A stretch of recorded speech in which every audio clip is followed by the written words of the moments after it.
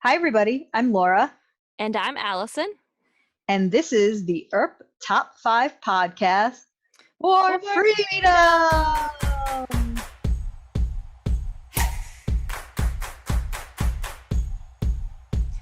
On today's episode, we're going to be talking about Wynonna Earp, episode 403, Look at Them Beans. This episode was written by Shelley Scarrow and directed by our girl on top, leading lady, Melanie Scrofano. Ooh, I know her. I know her too. So let's Yay. just start the episode by saying Mel directing this episode is probably the top moment for both of us. It's not on the actual list. We did want to acknowledge it because Yes, it is a huge milestone for Melanie, and we were so happy to be able to see this episode, and just for it to be on Wynonna that she got to have this opportunity. absolutely. And for those of you who don't know, they actually shot this, much like us, they shot this episode first out of order. Right. And if you're listening to this podcast and are wondering, how did we possibly name our podcast the Top 5 for Freedom podcast? Mm-hmm. It's because we started recording these podcasts after this episode aired, and Right. we're like, oh my God, that's the perfect title for our podcast because everything is for freedom. For freedom. Yep. So, Allison, do you want to start us off? Sure. I will go first. So this episode had a lot of moments that I loved. So I'm going to start with one, the return of Chrissy Nedley. Now, I Woohoo! know that there are some huge Chrissy Nedley fans out there who are waiting on this one. I wasn't expecting it, so it was a nice surprise. When she disappeared into the abyss in season 1, I just thought that that was it. Fun fact, I'm pretty sure the actress that plays her is a chiropractor now. So, Seriously, we yeah. should just invite her to cons just to like give out massage, like Yeah, adjustments. seriously. So I just think that maybe she wasn't super involved in acting anymore, but she came back and it was awesome the way she came back, because we haven't seen her in so long, so seeing how she's changed in this year and a half on the show, but also for the 3 years that we haven't seen her, Right. we get to see this side of her that clearly we never saw. She's clearly grieving her father, who is assumed dead, and they believe Wynonna is the one who killed him. And so the first time that you see Chrissy, she's throwing eggplants, she's throwing eggplants at Wynonna. Just as an aside, she's also running Shorty's Juice juice joint. bar, juice bar, um, you know, with lovely cocktails like the cock holiday and Uh-huh. the 310 to Yuma or something like that. Yeah. Some pretty I don't decent. know. But anyways, I just love the return of Chrissy Nedley, and I love that the eggplant got its shiny moment. And I do love that at the end of the episode, after Chrissy, Nicole actually says, Nedley, you should get her out of here while you can. We Mhm. actually see Chrissy leaving town, and this actually leads to a big reveal, when Chrissy kind of says they're back to someone in her car, and it pans up to see Jeremy. And so it Yeah. makes me wonder if she's had contact with Jeremy before and we just never saw it. Have they been in contact, for the duration of these 18 months?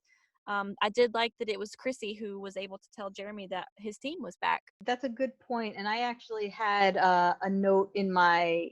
Yes, I had Chrissy. I actually encompassed her. So my number one was the return of Chrissy, but also the introduction of Cleo and Mhm. Casey and Claiborne. Somebody has a thing for C names on this show.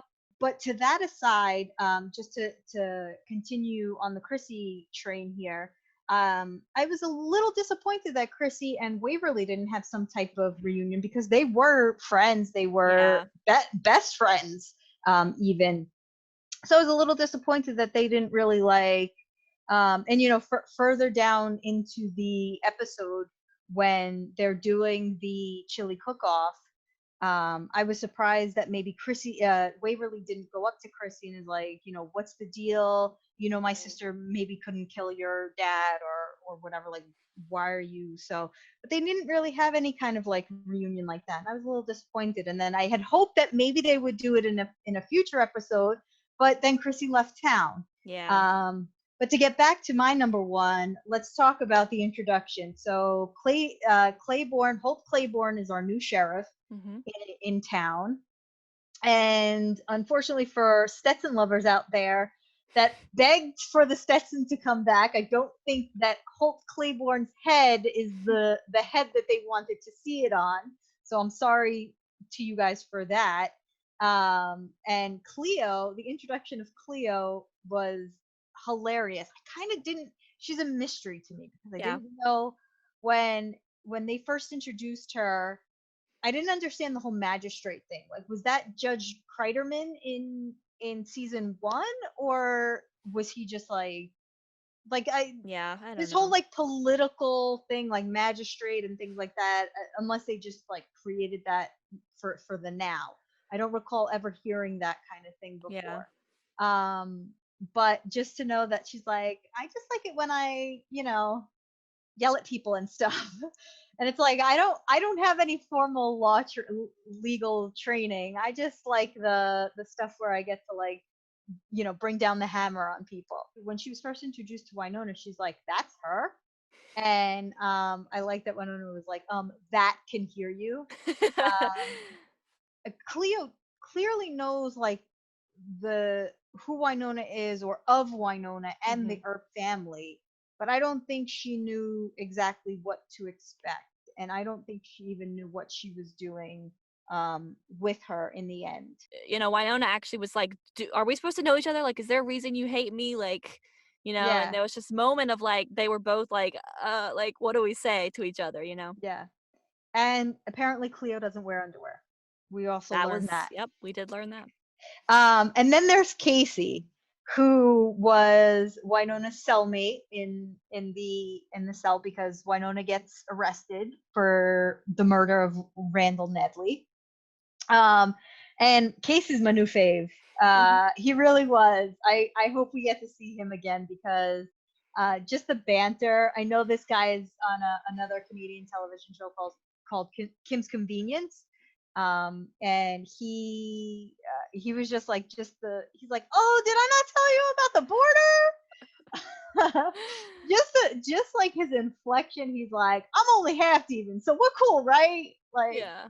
um, but just the banter between Wynonna and Casey in the little jail in the jail cube, I guess we could say, because that cube has had Mercedes and Doc together, Mhm. and then it had Bobo in it, and now it Bobo. has Wynonna and Casey in it. Mhm. Um, but yeah, I thought that was the best kind of pairing between the two of them. I liked when um Wynonna first got put into the glass box and Casey kind of was like, "Who are you?" And then when she said who she was, he was like, "Oh!" Like he kind of freaked out a little bit. Was like, "Give me," like trying to like turn around to the outside of the box, but she was like, "Calm down, Casey. I don't even have my gun anymore. I mean, with me right now." Yeah. And so he was actually kind of scared of her when they got put in the box together because that's when he was like half demon, demon killer. So, he was like Hmm. not interested in being put in a box with the demon killer. Yeah. And in case anyone was wondering, Wynonna's, I guess, prison number is 6968, which I guess 6969 would have been two on the nose.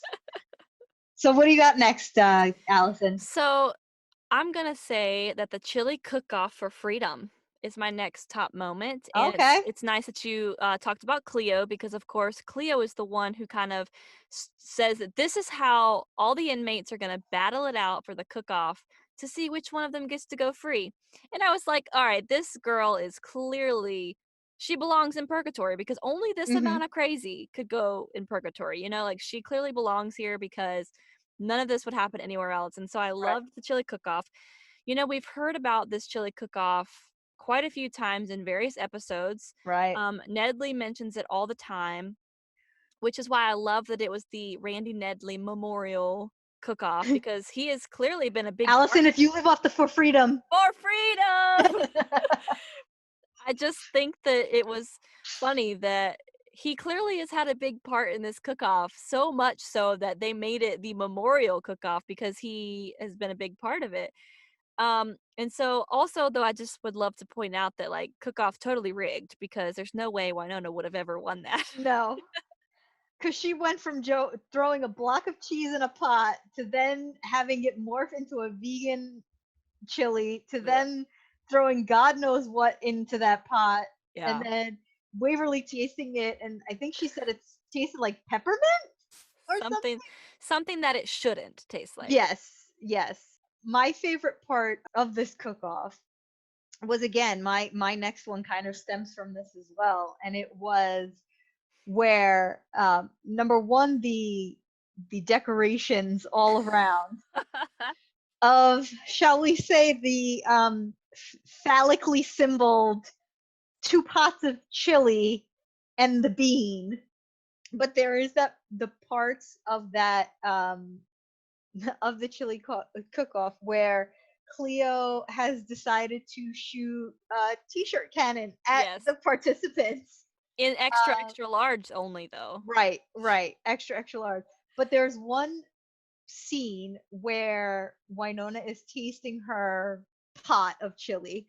I don't know, and she, the way she licks the spoon, and then she's like, "Oh my god, it's actually edible!" And she tries to offer it to Waverly, who's standing there in the best toddler temper tantrum harumph pose Mhm. that she could possibly stand there in, and it's just like, you ruined my vegan masterpiece.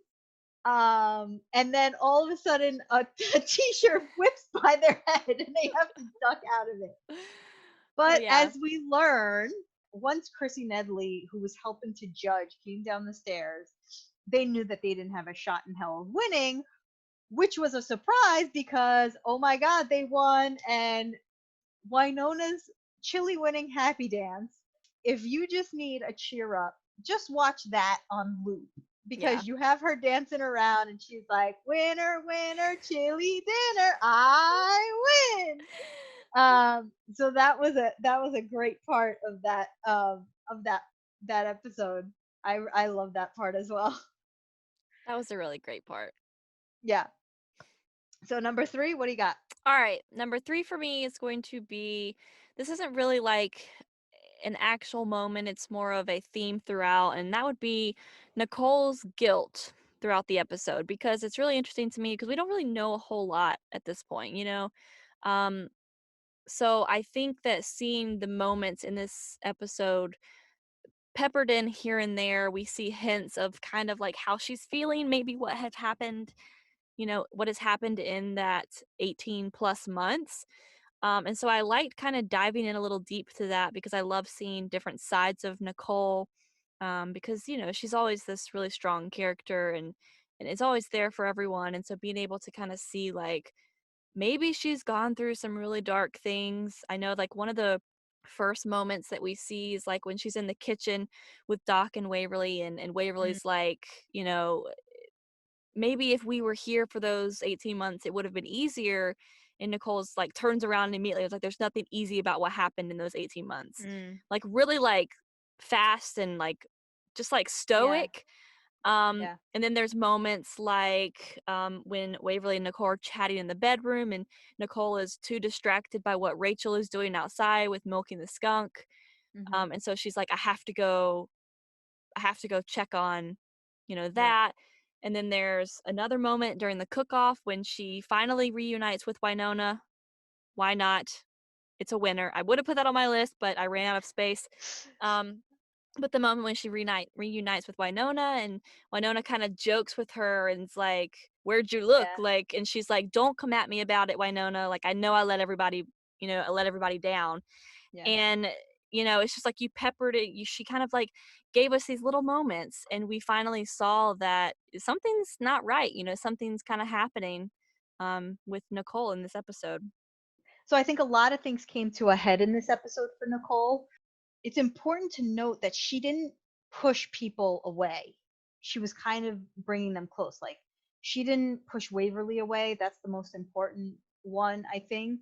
She was more like more open, especially the part that you mentioned where she was like, there was nothing easy about those 18 months. Right. She could have like dropped whatever she was doing and like walked away, walked to the barn, walked to wherever, but she wound up going and she wound up sitting right next to Waverly. Hmm. I really felt that moment. I was Yeah. like, uh, in any other scenario, I think the person who was suffering from the PTSD would find an outlet somewhere else. Right. But her outlet was to go sit next to Waverly.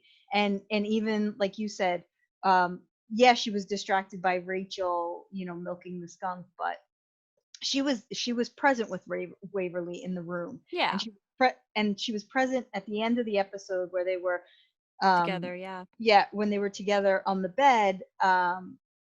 And again, she was like, I really, like, it was just weighing on her. She's like, I really have to go check these traps, because she had this routine for 18 months. Yeah. And it's hard to break that, even though, like, the person that you missed for those 18 months is back with Mhm. you. And when Waverly was like, can I come with you? She was like, always. Yeah, that was a So big moment, I think. that's why I think in this episode I felt like it kind of like, rewatching this episode, I was like, I don't think it's PTSD. It's something else. She probably didn't know what she was feeling yet, Right. because it's overwhelming. Like, you Yeah. miss these people for 18 months and they're back now, and it's like, I have this routine that I've been doing for 18 months, and then I have, these people that I've missed, and I have to kind of blend the two. And the same thing with Rachel, like her mothering Rachel. And Mhm. it's like, this is what I've been doing for 18 months. I've been making sure that this kid has been safe. Right. Because even though Rachel has survived at the monument facility for so long on her own, she's still a kid. And there's a possibility that, like, Nicole's guilt could be some form of PTSD. I'm not an expert. I honestly, obviously don't know the varying degrees to what it could be. I only see what I've been shown through TV and stuff where it's like very extreme. So I Mm-hmm. mean, of course there's a chance that like whatever she's feeling is a different form of that. Mostly found in guilt, and maybe that's kind of how it manifests. So Mm-hmm. I mean, I obviously don't know like what it exactly is, but like you said, it just feels more so like she's just feeling guilty about everything that happened more than just being kind of traumatized by being alone because I think she adapted. I mean, Mm-hmm. obviously she missed her people, but like with these routines and with Rachel, she obviously adapted to being alone.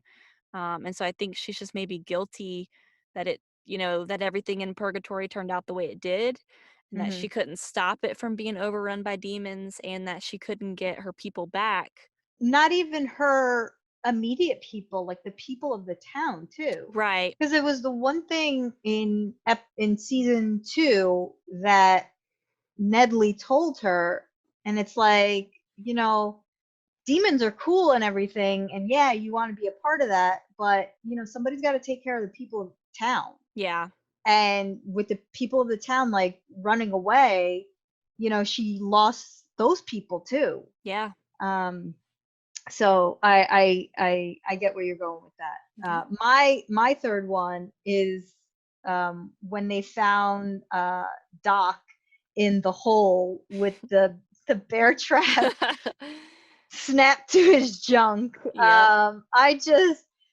There's something about the way Tim plays Doc, where if you've ever heard Tim Rozon speak as Tim Rozon, Mhm. his voice is quite different than Very. Doc Holliday's. It's very different, night and day. But these past few episodes, like, just the way he's like, the inflection that he's putting in Doc's voice in different scenarios. Like last week when he saw Naked Nicole and he put on his like Southern gentleman voice on, and then this time he had like this high pitched voice because there was something, on his Mhm.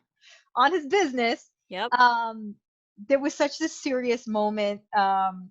It came right after Waverly blissfully came down the stairs. She ran into Rachel for the first Mhm. time. And then all of a sudden it was like, go, go, go. There's a monster that they're trying to find. And Doc winds up being the monster trapped in the Yeah. in the hole there. But it was just funny because then we kind of get a little bit what Nicole's going through right then, Yeah. because she's like, I'm not the sheriff, I'm just Nicole, or that crazy ginger bitch. Yep. And so we know that like she's become an outcast of the town Yeah. so far. And then the other thing that I liked about that scene was the introduction of Rachel to Doc. She And said, I sup. Yeah, she said sup, and he did his little like tap of his hat. Yeah, I swear that man can flirt with a spoon. he could. Later on in the episode, we get Rachel referring to him as Dr. Mustache and Daddy Blue Eyes. If you Yeah. want to know my opinion, I prefer Daddy Blue Eyes. I have stared into those Tim Rozon blue eyes, and yes. So, what do you have?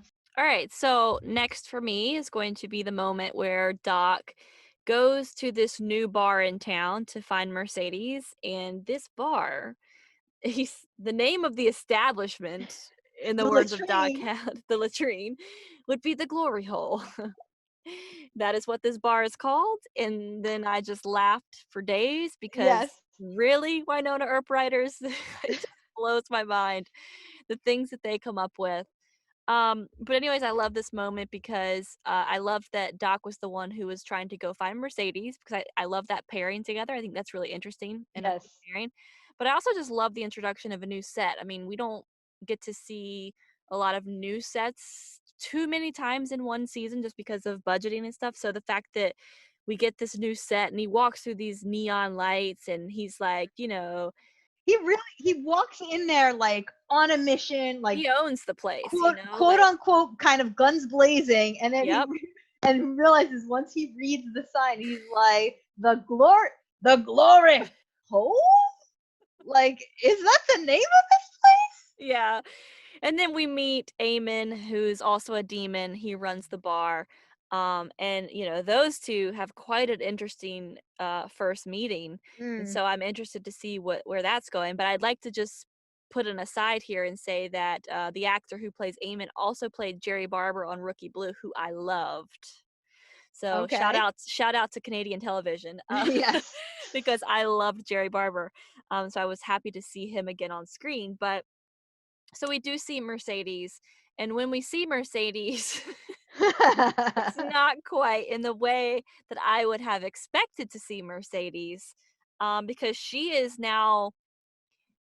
Well, I don't even know what to call that. Like, what is that she was I doing? I would say it's somewhat of a like a maybe a burlesque type Okay, dancer, or as I put in my notes, pop star Mercedes. yeah, she was on her game though, Yeah. and when she finally sits down with Doc, they have this conversation about what happened to Nedley, and my favorite line in this was Mercedes says, "When Wynonna left me with him, I tried to Meredith Grey that bitch back to health, but he did a runner on me."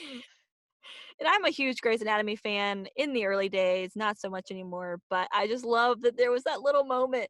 And Mercedes sounded so serious when she said it. Like she genuinely tried to help Nedley, Yeah. but he did a runner and he took off. But I love that moment of just Doc going into this bar, the introduction of the bar, and then seeing Mercedes and Doc interact, since we didn't really get a whole lot of that in previous seasons. So I did like that we got to see them too. Yeah, I really enjoyed that scene. It was just like, it was very crazy to Hmm. see. I mean, we did get a little spoiled about Mercedes, but I didn't from the trailer, but I didn't want to assume that it was even Mercedes coming Right, out of right. the vagina curtain. Which, As by the way, was that? if it takes a second, you're kind of like it's one of those Uh, like optical illusion pictures, like yeah. are you seeing two faces together or a vase in the middle? um so It's like, what are you seeing when you look at these curtains? yeah. So I also Doc could flirt with pretty much anything and everything, Mm-hmm. and he winds up striking a deal with Eamon to bring the booze into this establishment Yep. because it's being attacked by or At this point, from it's like they called it a troll. Like right. the So it's not getting to point B. yeah. It's the supply truck is being attacked on its way to the location. Mm-hmm. And Doc realizes kind of what's stopping it, so he makes a deal. And honestly, it's kind of smart of him because nobody has a job, Yeah, I and was gonna so they say. need to make some kind of money. Yeah, he's the only one now who has some kinda gig, you know? Yeah, like I'd bringing like to believe that Nicole was, like, holding everyone up through the last seasons with her police job. Like, yeah, she's the one supporting the whole team. the civil servant Yeah. paycheck. Yeah, I'm sure. So my next one is that scene where Casey and Wynonna are in the glass box, and it's a zoom in shot directed by one Melanie Scrofano, and it inches in by intervals while Melanie is delivering these lines. We're in a Russian doll of suckage. Inside an arbitrary border, there's a hellmouth. Inside that's a demon bush party. Inside that's a jail. And inside that, I'm at the mercy of a Dukes of Hazzard reject who wouldn't know justice if it split him in his butter sculpted face. Now, here's the thing. I have worked in production. I have made some kind of directing things for certain production classes when I was in school. I would not even tackle a shot like that on my first time out of the gate. A lot of the filming, and we mentioned this briefly in the beginning, Mhm. how it was really an honorable mention that Melanie Scrofano directed this episode. But just to say that you wouldn't think to do things that way on your first time out, but she was taking these chances and these risks Yeah. throughout the whole episode. But just the way that kind of line went, and it ended with the guy being behind her, and it's a an ongoing theme in things where you're like talking and then somebody's behind you and they're like, they're behind me, aren't they? But it was when Casey was like, "You were in the zone. I didn't want to like. You were in the zone," and it's like, okay, Yeah, I also really liked that, and it stood out to me because, like, it kind of shifts the style of what we typically see on Wynonna Earp in Mhm. terms of directing. I mean, like, there's a style for this show. I know, like, some people watch the show and, like, have no regards to, like, the way it's directed, but I also work in production currently, and so I am pretty keen to seeing things in that way. I'm an editor, if you're wondering, and I always joke about how when I see TV shows or when I watch movies, I'm also 99% of the time so entranced or distracted, depending on how it's done, with the way scenes are cut together, and I notice cuts, like, more than a normal person should notice them, Yeah, because that's what I do. yeah. So, to see the jump cuts, which is what we call them I don't know what they may be called in other areas, but to see the jump cuts from a wide to a medium shot to a close up was just like, "Holy cow," this was like, 1, it was so cool because they've never done that on this show, and then to know that that choice was made by Melanie was just so awesome because it was like, she really, like, made that choice, you know, like, she was able to, like, be the one to decide how that scene played out, and I just loved it. And I think it's also, I mean, the show is, I mean, it has kind of staple directors. So it has Mhm, yeah, Paula Barsman and Ron Murphy, right, um, and really those two, and then they kind of bring in a third right, or fourth. So it was really interesting, because they kind of, in 4 seasons, they've developed this kind of cohesive look of the show, and yeah, that's important to kind of have that. But it's a nice fresh take that Melanie took with it. yeah, I think she blended the style so well, though, like, Yes. she took what we know and love of Wynonna and then added in especially for an episode like this that was just so wacky and fun, Yes. you know, you can't not have little moments like that where it stands out to you, and so I think that she did a really good job just adding in that style of cut because, like, the episode was so wacky, like, you needed something for your brain to kinda, like, connect the 2, you know? Yeah. I think we both have the same fifth one. So So I'll start it out and then we can talk about this sure. because we both have the same number 5. And that moment is the moment where our team goes out to save Nedley and we see this crazy montage of the team doing the weirdest things that if you watched this scene out of context, you would be like, "What is happening?" Well, let's break it down for a second. So you have you have I don't even know where to start. So you have Wynonna hogtied in the snow. Mhm. So that's number one. Then you have Waverly, and Waverly was fighting off Cleo. And then Cleo She drove off, and she and grabs a t-shirt cannon right, she as her weapon. right. And then you have Doc showing up, and he has a rope, a lasso, and and Nicole's weapon of choice is a super soaker filled with kombucha. Yeah. And she came strapped because she had other ones like on her on her on her back. She was making sure she wanted to make sure that she had enough kombucha Right, because what they found out is Rachel earlier in the episode found out that when a little bit of the kombucha got on this troll thing, that it started to like ooze away. And right, so Doc actually figures out that it's Nedley. And so they use the kombucha to spray at the troll to hopefully reveal that it's actually Nedley. right. So they're trying to take down Barnacle Monster Nedley whilst Wynonna is hogtied watching all this unfold, and everything is backed by an 80s power ballad In slow motion, no in less. slow motion, in slow motion. And really, the one line, the one word that comes to mind that Wynonna utters to just encompass this whole scene is idiots. Yeah. It's I mean, you I can't get like better to when I than saw that. this scene, I actually clipped it and I sent it to some coworkers of mine because I talk about the show a lot, and so they know pieces here and there. But I clipped it and I sent it to them, and I said, "If you're ever wondering what this show is about again, just refer to this." And they were like, "WTF? Like, what is this?" But I think that it just, for me, it's just everything dumb and silly that I love about this show. Like that was it. Like that Yeah. whole scene. And I will say this, that scene had the heart of the Yeah. show. I mean, that's what it was because and that when they finally reveal naked Nedley, he looked over to Wynonna and he asked, Wynonna, what did I do? And her response was, you survived. And then obviously she shoots an extra, extra large shirt at his face. I really loved it. It was just such a, I want to say classic Wynonna moment, but like it really wasn't because we've never seen Right. Yeah. that type of moment, but just the characters doing what they do, you know? Yeah.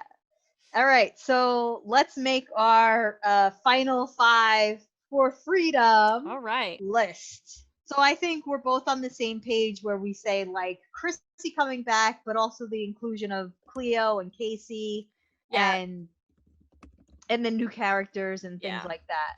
I like that. Yeah. Um, well, actually, we should have started with the top moment, which was what we just talked about, Yeah, the which was montage. the Yeah. montage, the slow mo montage. So that would be number one. And then number two would be the reintroduction of Chrissy Nedley, but the introduction of Cleo, Casey, Claiborne, and all of them there. Yeah, all the new characters. Yeah, I think the chili cook-off has to be number three on our list. Number four, I would say the Doc going into the glory hole and that whole. But if I can just spread it out, where to say like Doc just his interactions because like Yeah. even him meeting Rachel and then like going to the glory hole, just him in this episode where he had this like bravado about him. Yeah. Because I feel like he was a little bit more sensitive in the garden, like with Yeah. Yeah. just with Waverly. So he was softer in the garden, and now he's coming back and he's like Yeah, I think that Doc felt a lot more like himself in this episode because even in the end, right, after the montage, when Wynonna gets untied or whatever, he kind of like does his little look to her, yeah, kind of like like his we little did it, you know, like we saved him. So I think that Doc maybe feels more like himself. yeah. And what do you think should be fifth? I would want to say that Nicole's guilt, just because it's something we don't know anything about right now. So it's like Hmm. such an interesting moment. Yeah, I agree. I think that that would be a great that's a great fifth thing because it was dispersed throughout the episode. Yeah. So I think we really nailed it to say that like there's really something came to a head this episode that really shows um what she was. So there you have it, everybody. That's our top 5 for For Freedom freedom. episode 403. Do you guys agree? Do you guys disagree? Give us some feedback. Allison, where can they find us? Yeah, give us your feedback. If you want to follow us on Twitter, you can find us at ErpTop5. And if you want to talk to Laura and I personally or share your opinions, just let us know. My Twitter can be found at Nona Wayhot. And I am at Laura Meet World. Join us next time. Thanks, guys. Bye.